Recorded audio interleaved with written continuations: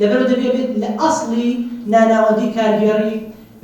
مقارنە بکرێ و چوارچێوەی بۆ ئیدارە سەربەخواکانی لە ڕووی ئیداری و یاساییەوە لێ بخوێنرێتەوە. پرسی لا مرکزی لە هەرێمی کوردستاندا بە شێوەیەکی زانستی دەستی پێ نەکردووە.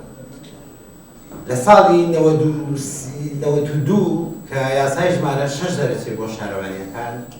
ئەو یاسایە کە دەرئەچێت لە دواییە چی لێ دروست دەبێت لە 2000 هەڵبژاردنێک دەکرێت. لە سولەمی ئیداری هەرێمی کوردستان و عێراقیشە شتێک نییە بە ناوی ئیداری سەربەخۆوە، بۆیە باشتر وا بوو بەڕاستی کە پێش ئەوەی ئەم ئیدارە سەربەخۆیانە لە سۆران و لە زاخۆ ڕابگەیەندرێ، تەنانەت لە گەرمیان و لە ڕاپەڕیشا پێویست بوو ئەمانە پاڵپشتی یاساییان هەبێ، بەڵام لە هەرێمی کوردستان هیچ پاڵپشتێکی یاساییان نییە، بەڵکو بە بڕیارە ڕاتە پێشەوە. بڕیاریش قابلیەوەیە حکوومەتێک دێ کابینێک دێ کابینێکی تر ئەڕات ئەو بڕیارانە هەڵوەشێنێتەوە. ئەبێت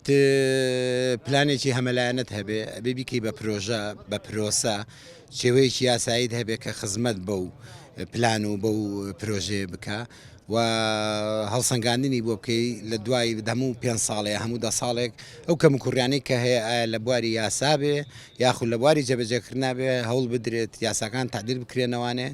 پرۆژەکان دەستکاریان بکرێ بۆ ئەوەی کە ساڵ بە ساڵ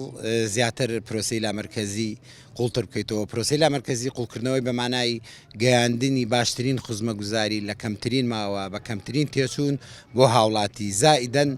ئەوەی کە هاوڵاتیان ڕۆڵیان هەبێ لە دیاریکردنی سەرۆکی یەکە کارژێڕەکان و نوێنەرانیان لە چوارچێوەی یەکە کارژێڕەکانیانە. بەڵام شۆڕکردنەوەی دەسەڵات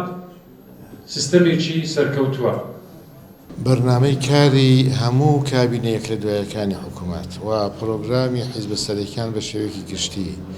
و فەلسەفەی حکومڕانی ئێمە جەخت لەوە دەکاتەوە کە پێویستە لامەرکەزی ئیداری لە هەرێمی کوردستانە بەجەستەوێت، بەڵام لە هاتا ئێستا لە سەر ئەرزی واقعیەدا و پاڵپشت بە چوارچێوێکی یاسایی تەندروست ڕەنگدانەوەی بۆ نەکراوە. بۆی بخۆم لە ئەنگری ئەوەم کە وەک چۆن مستەڵەحی هاوسەرە دەڵێ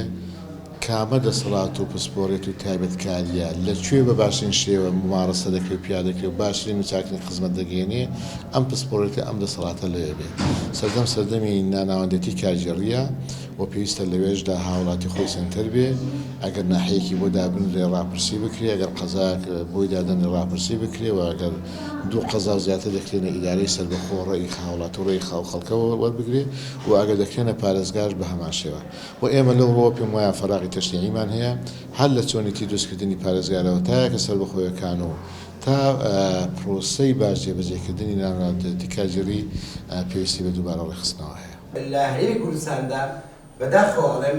پرسی لامەرکەزی کە پایەیەکی سەرەکی پرۆسی دیموکراسیە بە شێوەیەکی زۆر عەشوایی ئەڕوا بەڕێوە، بە شێوەیەکە وەکو ئەوەی کە لەژێر کاریگەری ئەملا و ئەولا و لەژێر کاریگەری دەرەوە و یاساکانی دەرەوە